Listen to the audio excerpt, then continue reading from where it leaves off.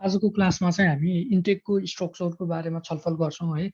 Intake भनेको के हो, यसको टाइप के हो, त्यसपछि अनि हामीले चाहिँ इन्टेक बनाउँदाखेरि चाहिँ त्यसको साइट सिलेक्सन गर्दाखेरि के कुरामा ध्यान दिन्छौँ भन्ने कुराहरू नै जेनरली यो टपिकको चाहिँ हाम्रो मोटो हो।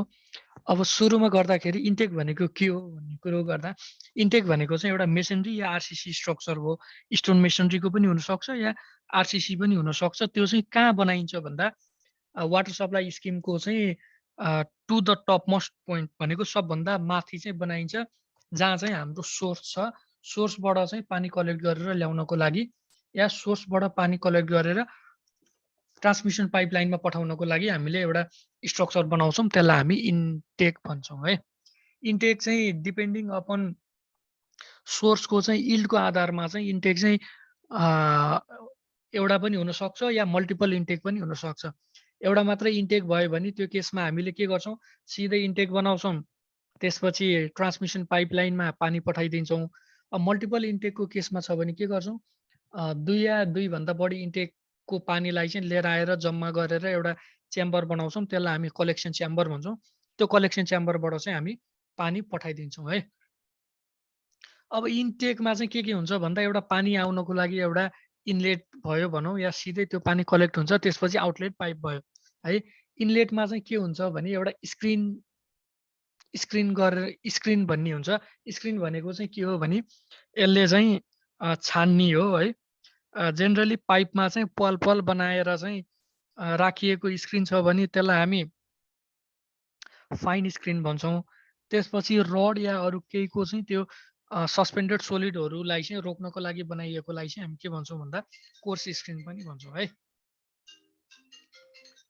अनि त्यसपछि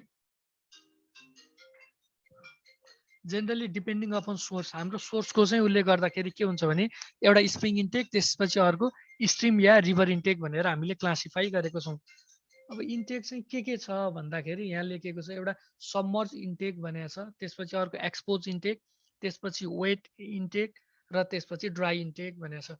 यो नाम चाहिँ अनेक भए पनि यो त्यस्तो केही छैन है। सबमर्ज इन्टेक भनेको चाहिँ के हो भने यो चाहिँ कहाँ बनाइन्छ भने पानी मुनि बनाइन्छ है। पानी मुनि बनाइन्छ। यो चाहिँ जेनरली के को केसमा भने लेकबाट चाहिँ पानी वाटर सप्लाई गर्नुपर्ने छ भने त्यो केसमा बनाइएको इन्टेकलाई हामी के भन्छौँ, सबमर्ज इन्टेक या लेक इन्टेक पनि भन्छौँ यसलाई है। त्यसपछि अब अर्को हाम्रो छ एक्सपोज इन्टेक। एक्सपोज भने के हो, यो देखिनेवाला हो। यो चाहिँ हाई राइज, यो हाई टावर बनाएर चाहिँ बनाइने एउटा इन्टेकको टाइप हो। अब एक्सपोज इन्टेक चाहिँ के को उसमा गरिन्छ भने एउटा वेल या टावरको चाहिँ कन्स्ट्रक्ट गरेर रिभरको ब्याङ्कमा चाहिँ हामीले यो इन्टेक बनाउँछौँ।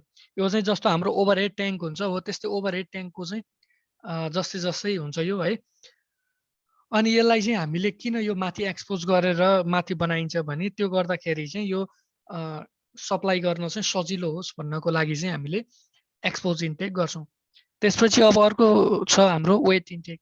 वेट इन्टेक भनेको चाहिँ के हो भने वाटर लेभल अफ इन्टेक चाहिँ इन्टेक टावर चाहिँ के भन्दा practically the same as the water level of source of supply भनेको हाम्रो चाहिँ त्यो इन्टेकको चाहिँ हामीले जुन स्ट्रक्चर बनाउँछौँ त्यो इन्टेकको स्ट्रक्चरको लेभल र त्यसपछि वाटर सोर्सको चाहिँ अलमोस्ट सेम उसमा छ भने त्यो कन्डिसनमा हामीले बनाउने इन्टेकलाई वेट इन्टेक भन्छौँ।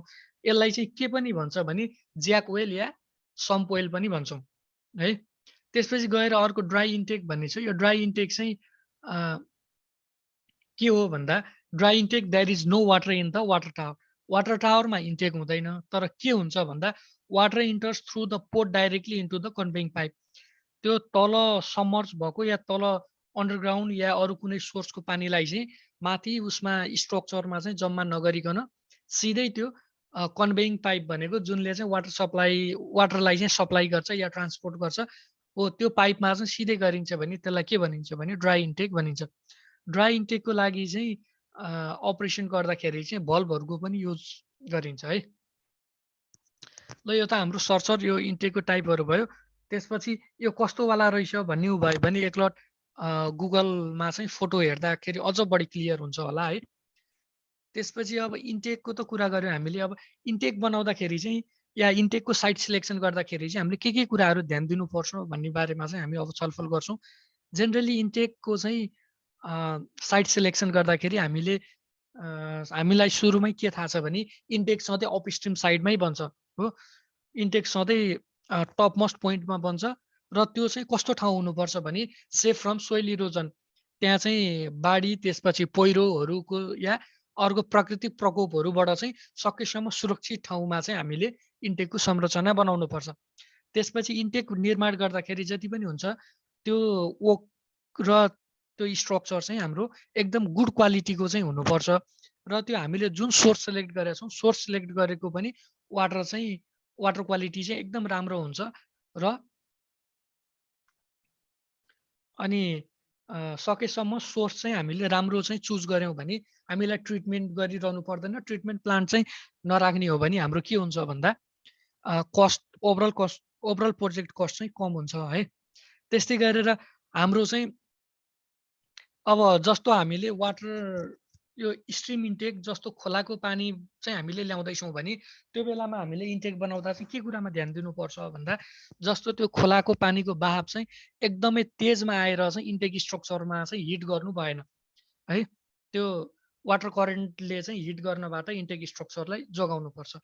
अनि त्यसपछि अब इन्टेक त बनाइयो, इन्टेकमा जान चाहिँ एकदमै अप्ठ्यारोवाला भयो भने के हुन्छ, कहिलेकाहीँ पानीहरू बिग्रियो भने मर्मत सम्मार गर्न जान सकिँदैन। त्यही भएर चाहिँ इन्टेकमा जाँदाखेरि चाहिँ जानको लागि चाहिँ एकदमै सजिलो ठाउँ हुनुपर्छ र त्यहाँ जानको लागि चाहिँ एउटा सानो बाटोहरू चाहिँ बनाउनु पनि पर्छ।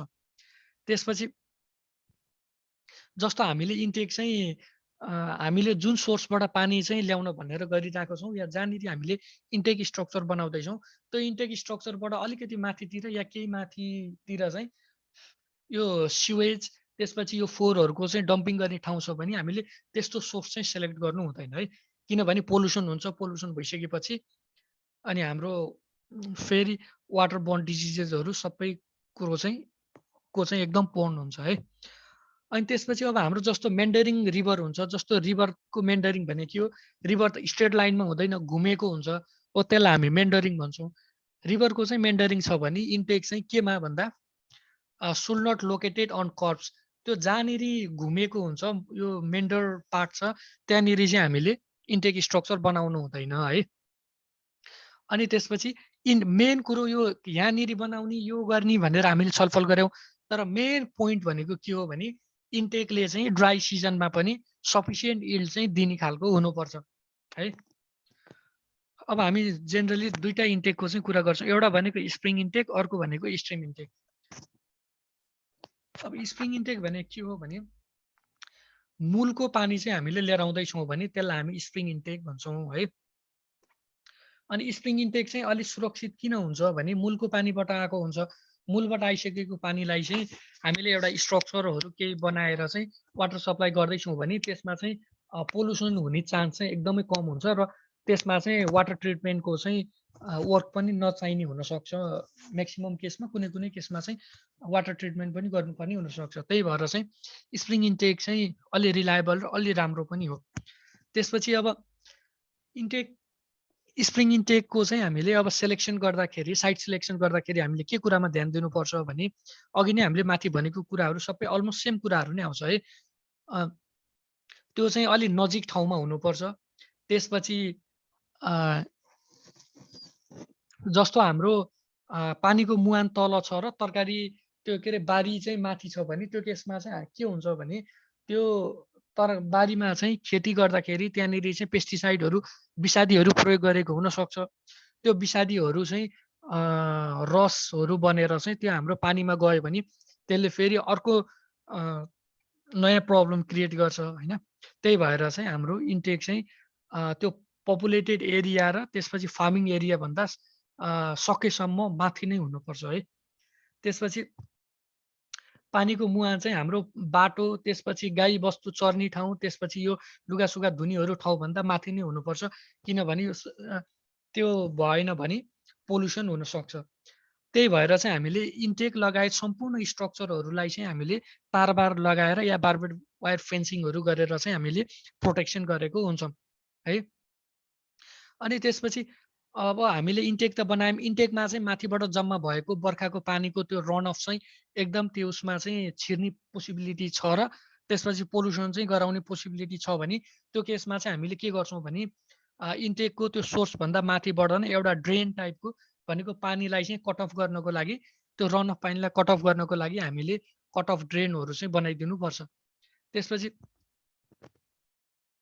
मान्छे र अनि पशु पंक्षी चाहिँ त्यो इन्टेक स्ट्रक्चरमा चाहिँ इजिली जान सक्ने चाहिँ त्यो एसेसेबिलिटी चाहिँ नहुने खालको हुनुपर्छ। किन इजी एसेसेबिलिटी भयो भने के हुन्छ भने मान्छे या पशु पंक्षीहरू चाहिँ त्यहाँ गएर त्यसपछि त्यसलाई चाहिँ पोल्युसन गराउने चाहिँ चान्सेस हाई हुन्छ। त्यही कारणले गर्दाखेरि चाहिँ त्यो इन्टेक या त्यसको चाहिँ सराउन्डिङमा चाहिँ यो लाइभ स्टक र मान्छेको चाहिँ एसेसिबिलिटी चाहिँ एकदमै कम हुनुपर्छ भन्ने कुरो चाहिँ हाम्रो यो भयो। अब यहाँनिर एउटा फिगर छ है, यो फिगरले चाहिँ के देखाएको छ भने एउटा इन्टेकको स्ट्रक्चर भनेर देखाएको छ है। अब हाम्रो यहाँनिर यो जुन पोर्सन छ यो वाटर बियरिङ स्ट्राटा भनेर यहाँनिर यो चाहिँ हाम्रो पानीको मुहान भयो है। त्यसपछि अब हामीले के गर्यौँ भने यो बोल्डर प्याकिङ गर्यौँ, यो ग्राभेल भनेर लेखेको छ। यो बोल्डर प्याकिङ चाहिँ हामीले किन गर्यौँ भने यो बोल्डर प्याकिङले चाहिँ फिल्टरको काम गर्छ र फिल्टरको काम गरेर चाहिँ पानीलाई यो एउटा इन्टेक स्ट्रक्चरमा जान्छ। अब इन्टेकमा चाहिँ एउटा ओभरफ्लो पनि राखिएको छ, त्यसपछि गएर अर्को आउटलेट पाइप छ र वासआउट पाइप पनि छ। वासआउट किन राखियो भने यो चाहिँ बेला बेलामा त्यो डेब्रिजहरू चाहिँ कलेक्ट भएको कारणले गर्दाखेरि चाहिँ त्यसलाई सरसफाइ गर्नको लागि चाहिँ यो वासआउट पनि राखेको। त्यस्तै गरेर आउटलेटमा यहाँनिर चाहिँ तिमीहरूले देख्न पनि सक्छौ, मैले सुरुदेखि नै स्क्रिनको कुरो भनेको छु हो। यहाँनिर यो जुन एउटा स्ट्रक्चर गरेको छ यसलाई चाहिँ हामीले के भन्छौँ भने स्क्रिन भन्छौँ है। यो स्क्रिन चाहिँ